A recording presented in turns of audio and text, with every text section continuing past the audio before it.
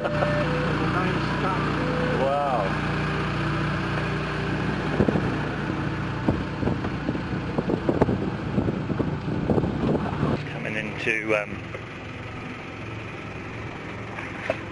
Coming into Voyage Bay now, where Cook watered his ships. Captain Cook watered his ships. That's Lensing Point, where they obviously killed the whales.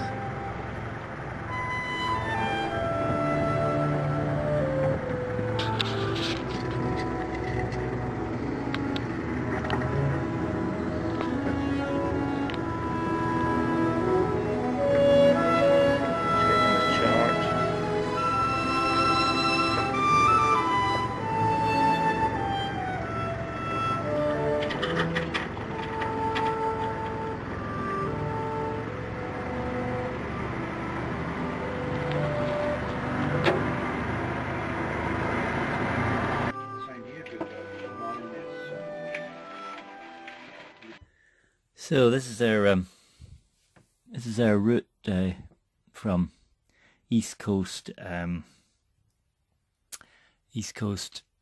Tasmania right round the south coast of Tasmania up to Port Davey. So we set off from around here from Kettering, and we had light winds all the way down, motor sailed all the way down here down the De Castro Channel inside North and South Bruny Island. And it's easy navigation down here. Where it starts getting a bit tricky is when you're coming down towards the last two ports. There's Southport here, and then there's a lot of rocks here, and there's a lot of kelp we found here. And we went inside here, and there was seas breaking on these rocks. And then we dodged our way into Voyage Bay, beautiful sandy bay, the last jumping off point for the southwest and the south of Tasmania. So we stayed there our first night at sea. That was about 40 miles or so from we set off, and then the next day at dawn we went round here, round down to the southeast cape. It's clear water all the way here, clear water, and then we started heading along the coast, the south coast, for Masuka Island. That's the most southerly lighthouse in Australia. So we came in here. There's some anchorages in here, but we came along here. There's a tight area here of rocks, so we were in between DeWitt Island and Masuka. There's Masuka Island. It's got a caretaker keeper on it. And then we made our run about 13 miles to the southwest cape. This is where it gets interesting, because this is where we started feeling the southerly swells coming in, and very change of environment here. The wandering albatrosses flying along, dolphins. It just feels a different sea, because you really do feel you're in where you are in the Southern Ocean. And then we made the final 14-mile run, which is clear water right up to the pyramids. These pyramid-shaped rocks, kept outside them, left them to port. And then we were entering Port Davey, which was so exciting. This was about a 70-mile run we've done. 12-hour day to get right in here, dodge some rocks here, and whoops, sorry, I'm moving it about a bit, and then got into Spain Bay for our first night.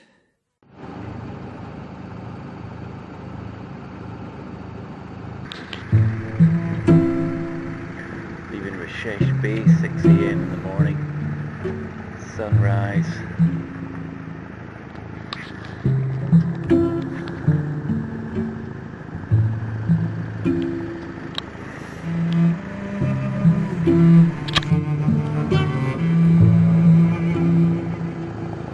Amazing sunrise.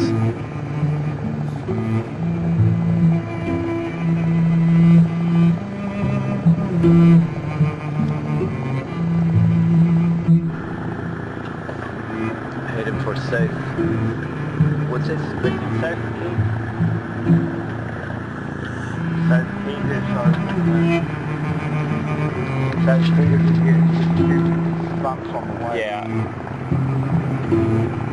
So this is South Cape, yeah. Southeast. Southeast Cape. Southeast Cape. Coming round to South Cape now.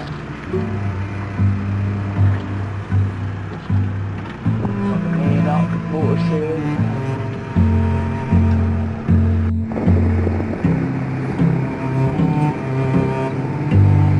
Dolphins with us as we're rounding the Southwest Cape. Dolphins jumping with us.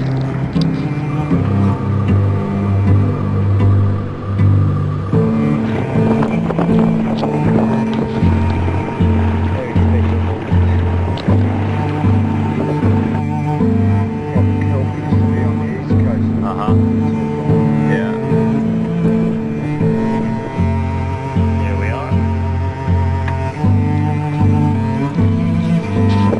Yeah, get your lead line. We're going to get the lead line out because this is not surveyed in here, we don't know the depth. So we're approaching to find the depth to anchor, so we're going to use the lead line. There's Christian's lead line. You got tallow on the bottom of it.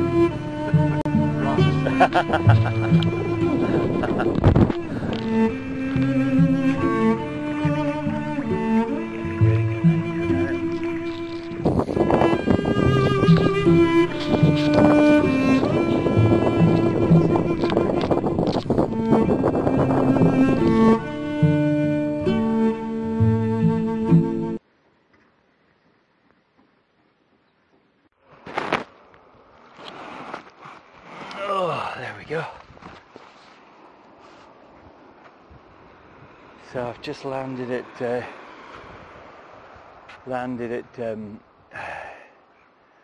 Spain Bay, rode the dinghy in, and there's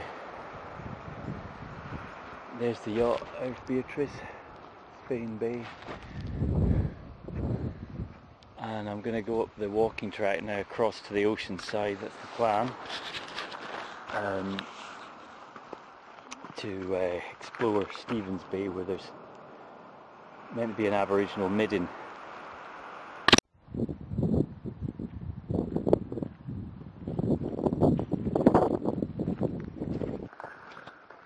Here we are, getting a bit of a view of Port Davey now, and Spain Bay, looking northwest. Swell running here, bit of swell running.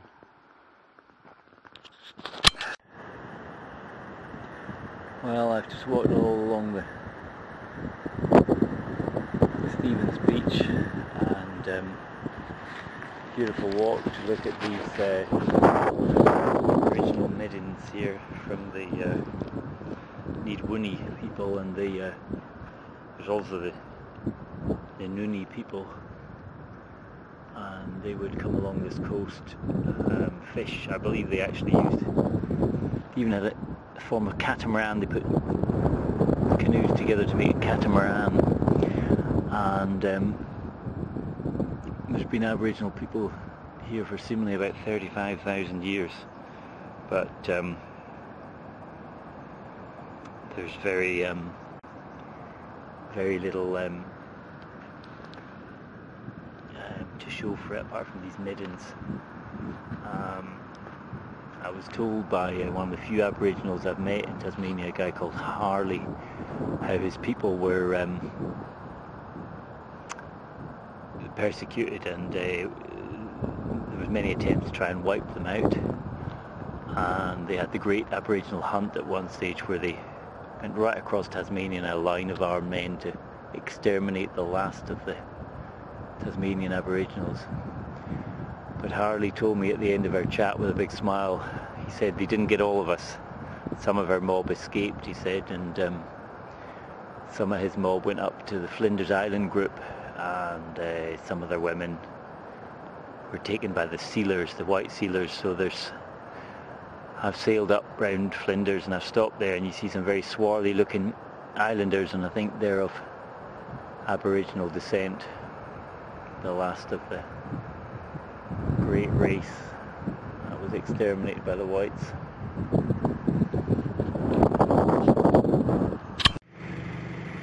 like someone's broken the loaf of bread. Yeah, here, Breaksea Island, yeah. Lots of caves in Breaksea Island, and it's just opposite the Bathurst Channel. Look at the silhouette here of Shanks Island. Look at it silhouetted, it's beautiful. Like it's floating on the sea.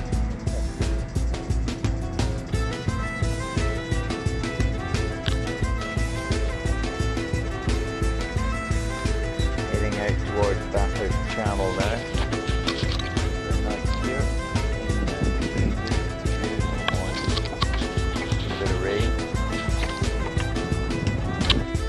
Yeah, it is. It looks really good on the chart.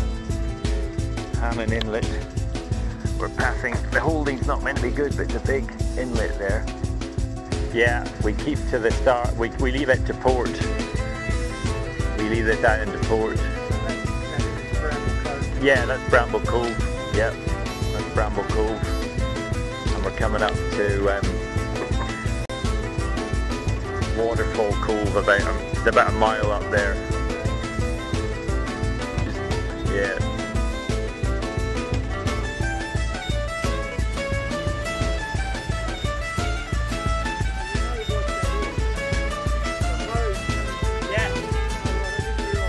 We can hold it so we could fill the bucket up. We could fill the bucket up. Yeah, bucket now. Yep.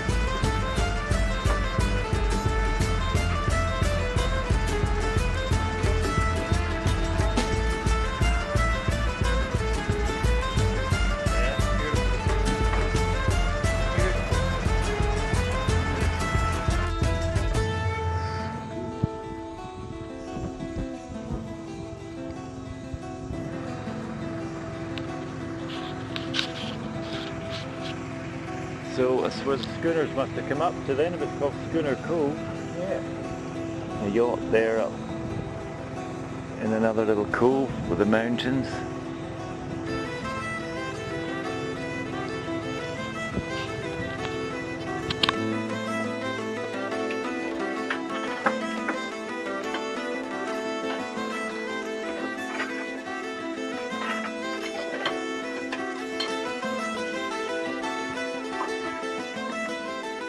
And then we spent the next 2 weeks going into the Bathurst Channel, exploring all these different bays, and then through the Narrows.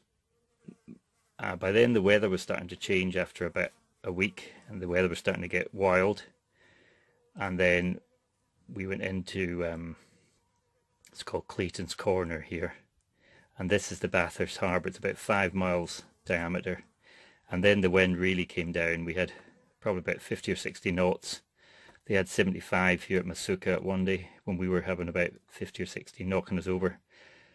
But when the weather calmed, we explored this area, the beautiful Bathurst Harbour, and some of the inlets like Moulters Inlet, and up here is the famous Denny King House and Melaleuca, where there's rangers. So that was our passage plan, and pretty amazing place. No, let's go over and get her on the wind here. Yeah. Okay.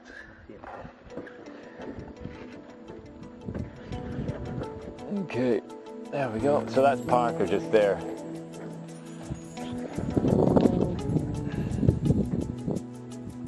reckon, in offshore wind there, that'd be quite exciting. Oh, yeah, well, Maybe Katabatic, yeah. Yeah. You could get that, yeah, with that. So I've never heard of Parker Bay until this. Uh-huh. Probably not a anchorage. Coming into Casilda Cove now. This is a narrowing inlet that has a cove at the back of it, there's a pool where we can anchor.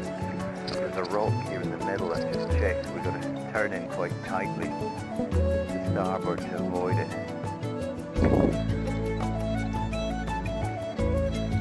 Balmoral Hill. You get a great view of the channel by climbing Balmoral Hill.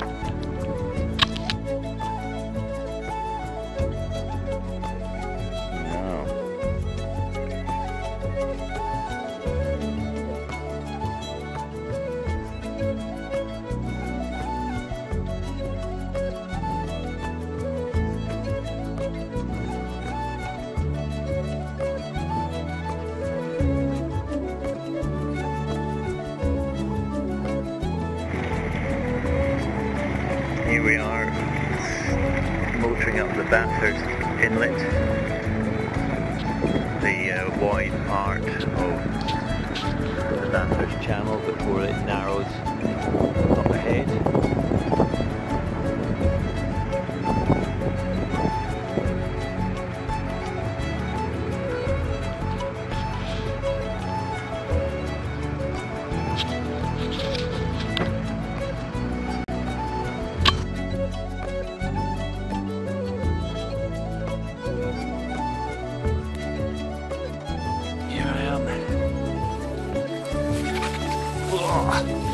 Climbing up Balmoral Hill, an hour's climb on the Bathurst Channel, and looking over the Bathurst Channel, looking south to Port Davey, looking north, total wilderness. Nothing around. Absolutely amazing. Incredible. It's one of the last unspot wildernesses on the planet. So it's a privilege for Christian and I to sail our yacht here. Very few yachts ever make it to Port Davey.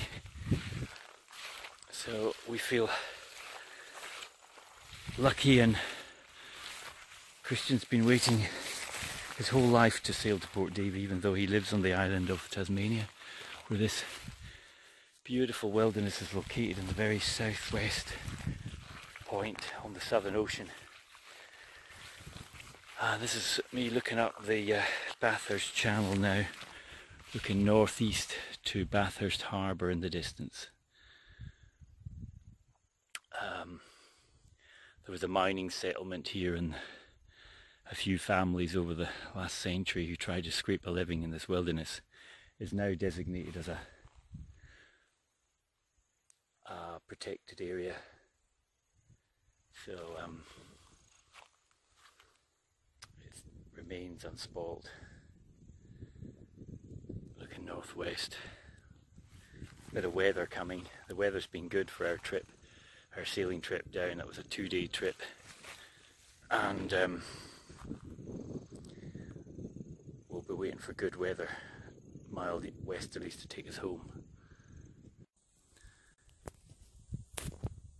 That's me up on Balmoral Hill, looking south with Beatrice, our 32-foot steel Tahiti ketch, nestled in the Casida Pool anchorage where we spent the night, and looking further into the inlet, which is a dead-end inlet. And then if we step up further, looking east, we can see the enormous Bathurst Harbour.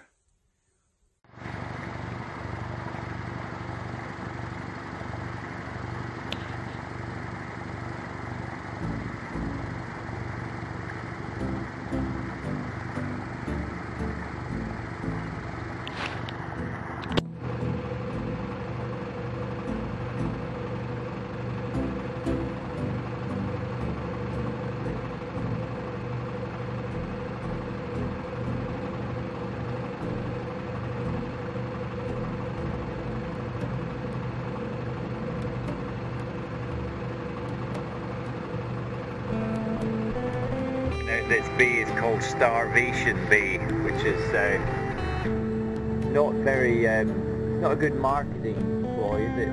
Starvation Bay.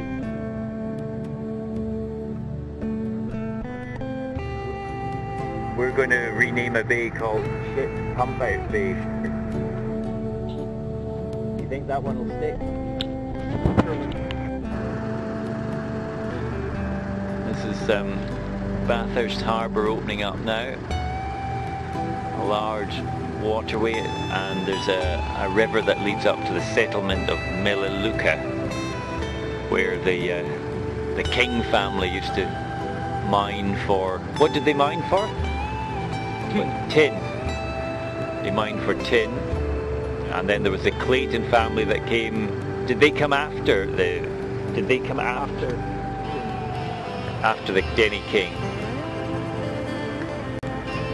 Wow, look at the size of it. And we're heading for Iola Bay here, and there's a yacht coming out that we've seen this yacht before in Spain Bay. So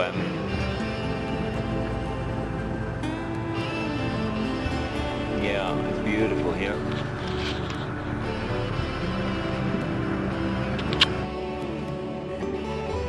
Coming into Iola Bay, this tiny little, like a hurricane hole if it's in the Caribbean. It's a narrow entrance opening up into a small bay, which can only take probably 1 or 2 yachts.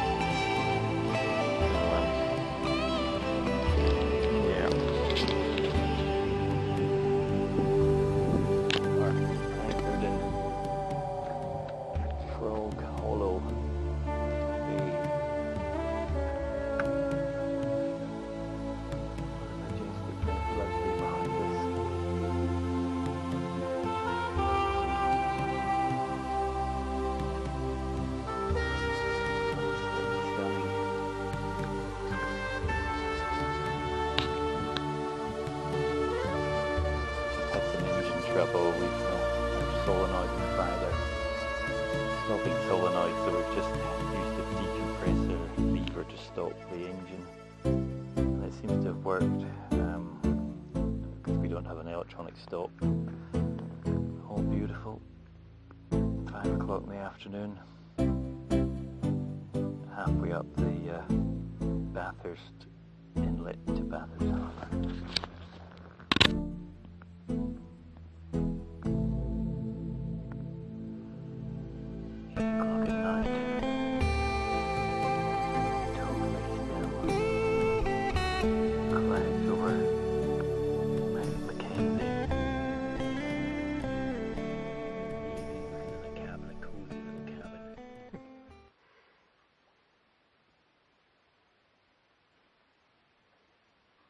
I remember a visiting pair that we befriended who had a 42 feet something or other American cruisers, and they saw our cabin in Jenner and they just went wild with envy. You know, 42 footer, like cozy little cabin. Yeah, you know. yeah. You can't beat a wooden boat for having a cozy feel. You don't get that. You can clad a lot of a fiberglass boat with wood and everything, and of course you can make, but you don't have a wooden hull. You don't have that sort of, Well, she didn't have any ceiling. She had the planking bare, and the frames, which were painted white. And I don't know if you remember, all the knees were grown tea tree, and they hadn't planed them smooth, so it was like the growth under the bark. I don't know if you remember. I don't remember. It was only that one time I went aboard. Yeah. I love that. It's just natural. Yeah. And all the condensation just runs into the bilge, so there's nothing to catch. Yeah, that's right.